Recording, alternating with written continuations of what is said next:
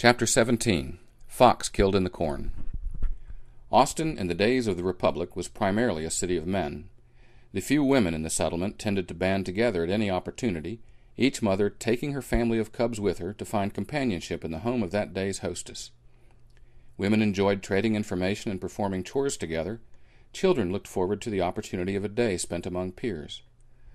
One warm February day in 1842, 6-year-old William Walsh tagged along with his mother to the Wooldridge home, a large house on the west side of Congress Avenue below Pecan Street. After a noon meal prepared by Ann Wooldridge, the women shooed their youngsters outside to play in the fenced backyard while they continued their visiting indoors. A suggestion from one of the boys for a swimming expedition to Shoal Creek received an enthusiastic response.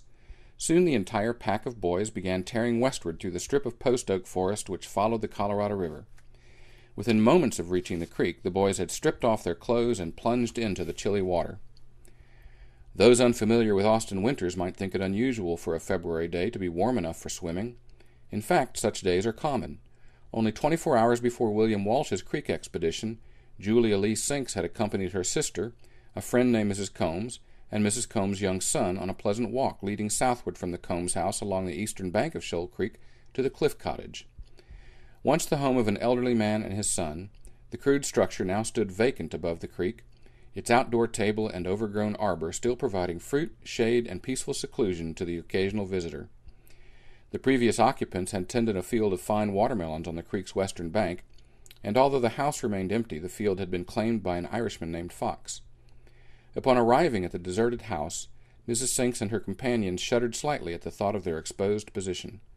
They therefore breathed a sigh of relief to see Fox and his black slave working in the nearby field. The next morning, Mrs. Sinks noticed Fox driving his ox cart of garden tools past the Sinks house on West Pecan Street. The sight of Fox reminded her of how foolish the previous day's trek had been.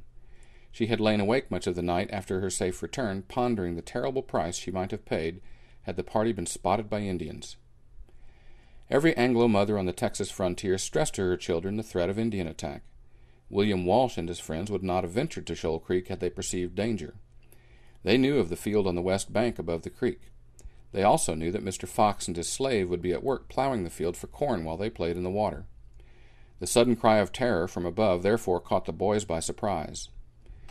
One of the boys sprang from the water and bounded up the east bank.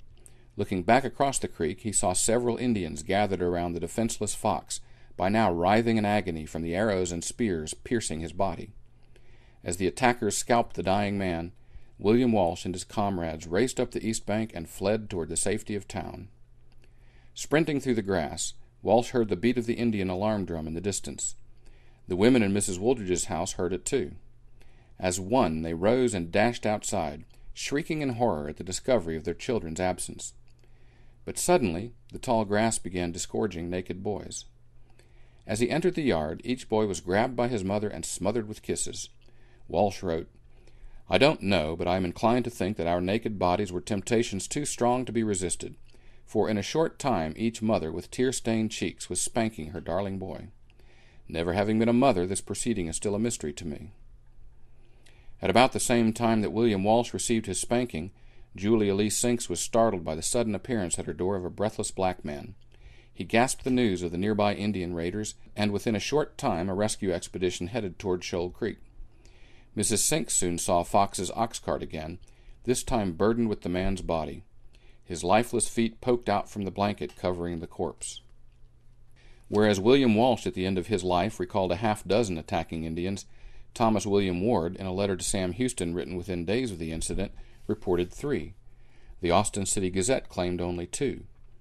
All agreed, however, that the young slave with Fox had escaped. Ward told Houston that Fox had been shot through the breast, cut in the abdomen with a knife, and scalped. Ward's next observation startles with its tacitly implied acceptance of the dangers of frontier life. He writes, "Austin is very dull at present." By the time of William Walsh's published recollections, Fox's cornfield had become part of the cotton compress. The compress disappeared years ago. A parking lot now commands the creek's western embankment. An antiquated railroad bridge still spans Shoal Creek at the site of William Walsh's 1842 swimming expedition, but the tracks on either side are long gone. No one swims in Shoal Creek any longer. The once year-round waterway now flows only in the spring or after a heavy rain. On a nice day, hundreds of people walk, jog, or bike along the creek, ignorant of the dramatic events that occurred within yards of their exercise path.